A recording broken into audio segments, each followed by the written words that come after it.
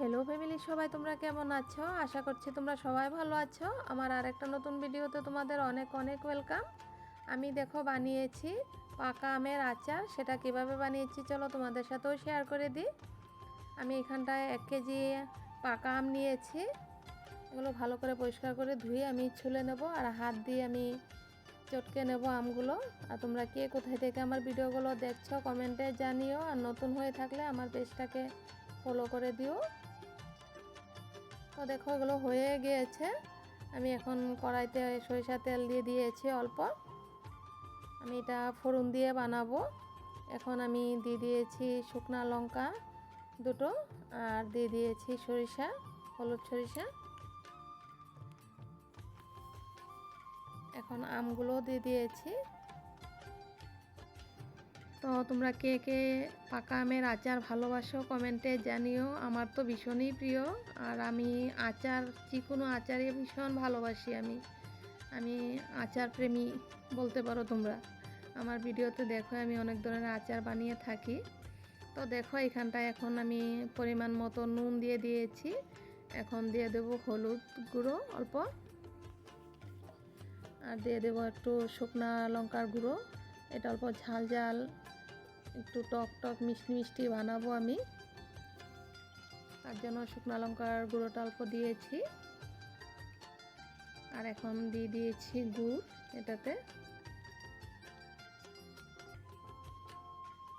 আমি এটাতে চিনি দিয়ে বানাবো না, গুড় দিয়েই বানিয়েছি। তোমরা চাইলে চিনি দিয়েও বানাতে পারো। তো দেখো গুড়টা মেল্ট হয়ে গিয়েছে আর আচারটাও হয়ে গিয়েছে। আমি এটাতে এখন দিয়ে দেব সবগুলো এক এক করে। অল্প দিয়ে দিয়েছি চাট মশলা, একটু বিট নুন দেব। এগুলো নামানোর আখ্যানটাই দেবে তোমরা। আমি এখন এটা হয়ে গিয়েছে, নামাবো তার জন্য দিচ্ছি।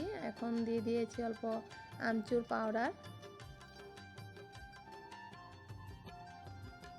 আর গ্যাসের ফ্লেমটা একদম লো রাখবে এই টাইমটাতে। এখন দিয়ে দিয়েছি অল্প ভিনিগার। ভিনিগারটা দিলে আচারটা অনেক দিন থেকে যাবে, কিন্তু আমার ঘরে থাকবে না, 1 সপ্তাহতেই শেষ হয়ে যাবে। আর এই মশলাটা আমি সবসময় ঘরে বানিয়ে রাখার জন্য এই মশলাটা দিয়েছি। আমার ভিডিওতে তোমরা চেক করে দেখতে পারো আমি কি কি দিয়েছি। আরও আচারের রেসিপি আছে আমার পেজে।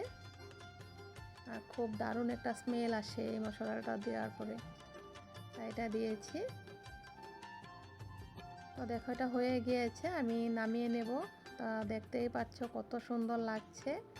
আর কারা কারা ভালোবাসো কমেন্টে জানিও। তাহলে এখনকার মতন আসি। সবাই ভালো থেকো, সুস্থ থেকো। দেখা হবে আবার আমার আরেকটা নতুন ভিডিওতে। আর আমার ভিডিওগুলো যদি তোমাদের পছন্দ হয় তাহলে একটু বেশি বেশি শেয়ার করে দিও সবাই। আর আমার পাশে থেকো তোমরা সবাই। আমি নতুন নতুন ভিডিও নিয়ে আসার চেষ্টা করব।